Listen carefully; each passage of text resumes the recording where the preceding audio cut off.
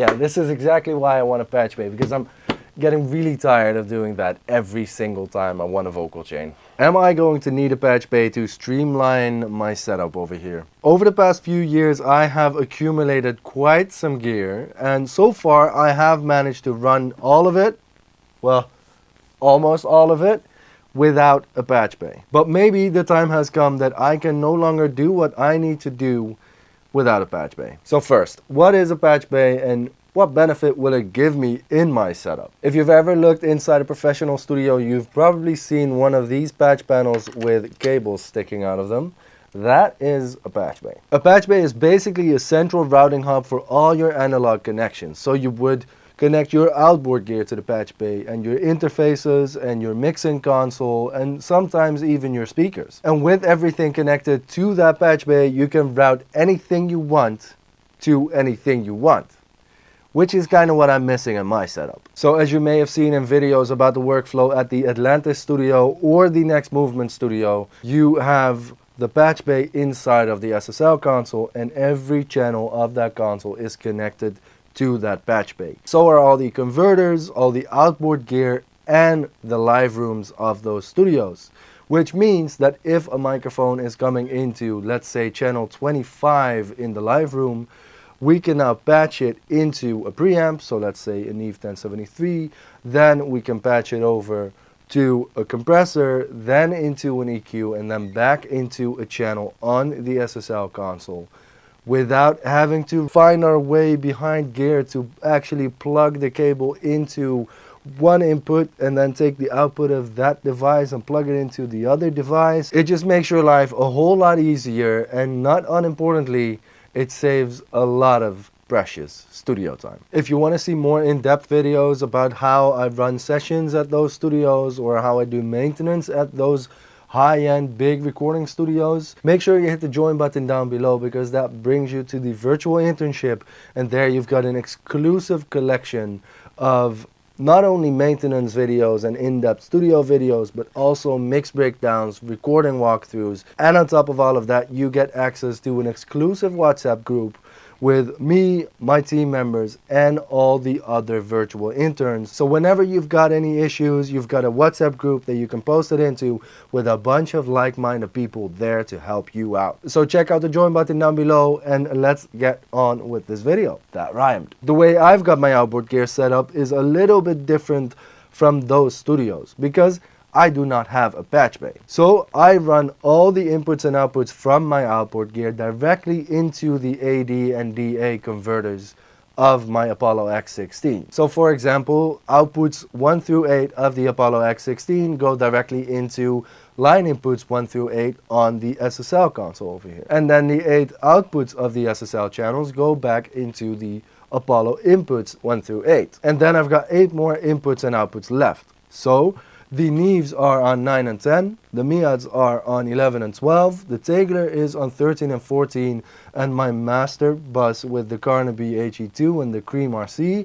is on 15 and 16. And really, this has been fine so far. I can do whatever I need to do, but it is a little bit limiting, because when I process vocals, for example, I would love to make chains with multiple pieces of outboard gear. So I could go from the Neve 1073 to the Miat EQ to the Varitube compressor and then back into Pro Tools. And of course I can just run multiple hardware inserts, first to the Neve and then a second hardware insert to the Miat EQ and then a third hardware insert to the Tegler Varitube. But I have always been taught to never ever do this, for 2 very specific reasons. Reason number 1, even though converter quality has come a very long way, it is still supposed to degrade your sound quality every trip you make through a converter. Now, of course, you cannot eliminate every converter step, because you have to get out into the analog domain through a converter and then back into the digital domain through a converter. But if you can, it is a good idea to minimize those steps as much as possible. That's the perks of working from home. Toppen man, dank je. Reason number 2. Every trip through a converter adds latency. And while one trip to the analog domain and back may be fine, a second or even a third one might not go so well with the delay compensation inside of your DAW. Later in this video, we'll do an A/B comparison to see if we can actually hear a difference between multiple stages of conversion or just one, and also how well our delay compensation engine in Pro Tools can handle multiple hardware inserts in one channel. Another benefit a Patchbay gives us is this. As I mentioned, I've got all my outboard gear connected directly to the converters. But if I quickly check the amount of outboard gear I have and the amount of converters I have to connect them to, I can actually not connect every single piece in my collection. And I wasn't even talking about the rest of the stuff that doesn't even fit in my racks at the moment. Yes, you're right, I've got serious hoarding issues. I'm not working on them though. Now I could buy another Apollo X16, but I think that only means that in a couple of months when I accumulated even more gear, which we all know I'm going to, I will just run into the same issue I have right now. With a Patchbay though, I can constantly have 32 channels of outboard gear hooked up while only having 16 converter inputs. Now that means that I can only simultaneously use 16 pieces of outboard gear, but at least I don't have to buy another Apollo X16. Okay, so with all the outboard gear over here, what do I actually need to connect to the Patchbay? Now the SSL is a big one, and currently I only have the line inputs and the group outputs connected so I can run stuff through the channels. But additionally, I would also love to add the outputs of the console to the Patchbay so I can route them through a hardware chain or maybe even a tape machine in the future. So the way I think I would do that is having the converter outputs on the top row over here until 16. Now the nice thing is about these, you can set them to half normaled, which means that this top row is always connected to the bottom row. So you don't actually have to have any patch cables in the Patchbay to make it connect to the bottom row. And then the bottom row 1 through 8 would be the inputs of the SSL over there. And then from 9 to 24 we can connect all the inputs of the outboard gear we have over here.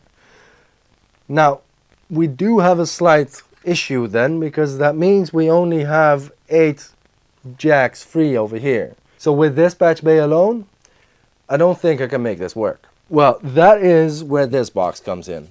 I am trying out the Anatol XBay 128. The Anatol XBay 128 is an automated patch, and you may have seen those around. Flock makes them, Wolf Audio makes them, and I'll be trying this one over the next couple of weeks to see if it fits in my setup. As you can see, it just has the D-subs in the back that you connect all of your gear to, but it doesn't have any patch points on the front that you can actually stick any cables in to do your routing. That is because this USB port connects to your computer, and on your computer you'll actually have software with a routing matrix that you can use to route whatever you want to wherever you want. Now in this video we won't be going into this specific Patchbay too much. If you want me to do that in the future, let me know down in the comments and maybe I'll do. Okay, so let's dive into Pro Tools and do that comparison that we were talking about. So I will go through the Neve first, then I will go into the left side of the Mia EQ, and then we'll go into the left side of the Veritube over here. Let's duplicate this track, and then on the other track I'll just go out to the second Neve, and then from the output of the second Neve I will be using these cables to mimic what the Patchbay would be doing with directly routing to the other pieces of gear. So I'll be grabbing my favorite pair of glasses and hopefully you'll be able to follow what I'm doing underneath the desk. Okay, so we've got output 2. We need to keep this because this needs to go to the Tegler over there.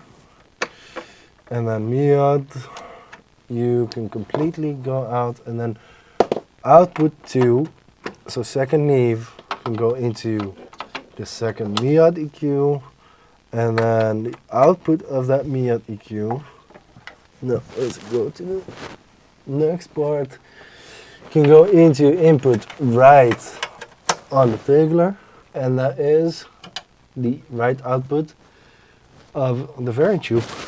Yeah, this is exactly why I want a Patchbay, because I'm getting really tired of doing that every single time I want a vocal chain. I'm going to set everything to a neutral setting. I am not doing anything to make sound on these devices. I just want to hear the converters. Let's have a listen to this vocal chain going through 6 converter steps versus the same vocal chain only going through 2 steps of converters. Oh, it's like my feelings are behind the curtain and troubled breathing, and I tend to hurt you.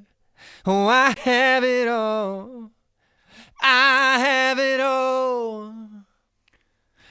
Oh, it's like my feelings are behind the curtain and troubled breathing, and I tend to hurt you. Oh, I have it all. I have it all. Let me know down in the comments what you think the differences are between these 2 examples. What I am hearing is that with the 1 converter trip, things just stay way more clear and the transients are a bit more pronounced. With the 3 converter trips, you can definitely make it work, but you're essentially processing the same and we're degrading the quality a bit. You can hear it in the transient detail, you can hear it in the high end. I would not go for this. I'd rather crawl underneath my desk to patch everything so I have the same clarity in the transient response. But I'm really curious what you think I should do, so let me know down in the comments. And while your mouse is down there, don't forget to leave a like, subscribe to the channel, and check out the description because I've got a couple of affiliate links that help me, but also give you a little bit of a discount on some gear. So if you're thinking about picking up some gear, make sure to do it through there. And I'll see you on another video. Later!